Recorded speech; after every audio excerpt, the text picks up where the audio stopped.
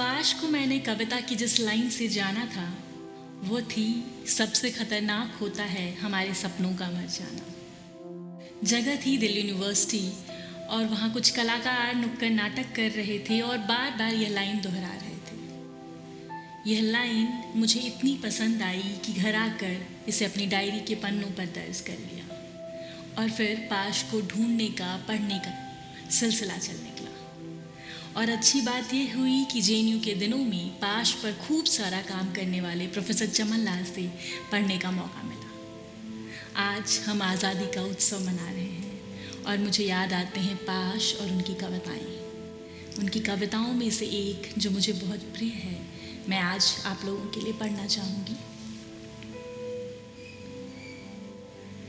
यदि देश की सुरक्षा यह होती है कि बिना ज़मीर होना जिंदगी के लिए शर्त बन जाए, आँख की पुतली में हाँ के सिवाय कोई भी शब्द अश्लील हो और मन बदकार पलों के सामने दंडवत झुका रहे, तो हमें देश की सुरक्षा से खतरा है।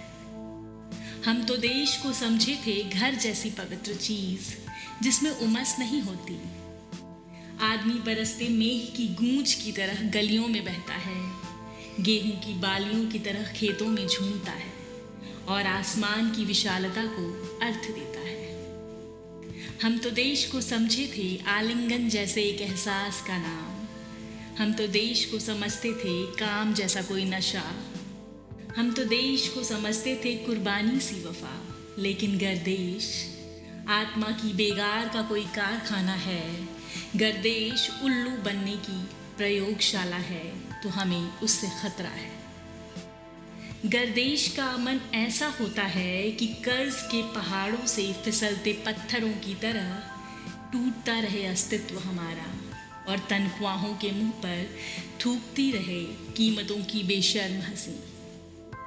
कि अपने रक्त में नहाना ही तीर्थ का पुण्य हो, तो हमें अमन से खतरा है। गर्देश की सुरक्षा को कुचलकर अमन को रंग चढ़ेगा कि वीरता बस सरहदों पर मरकर परवान चढ़ेगी। कला का फूल बस राजा की खिड़की में ही खिलेगा। अक्ल हुक्म के कुएं पर रहट की तरह ही धरती सींचेगी, तो हमें देश की सुरक्षा से खतरा है। ये थे पाश। शुक्रिया।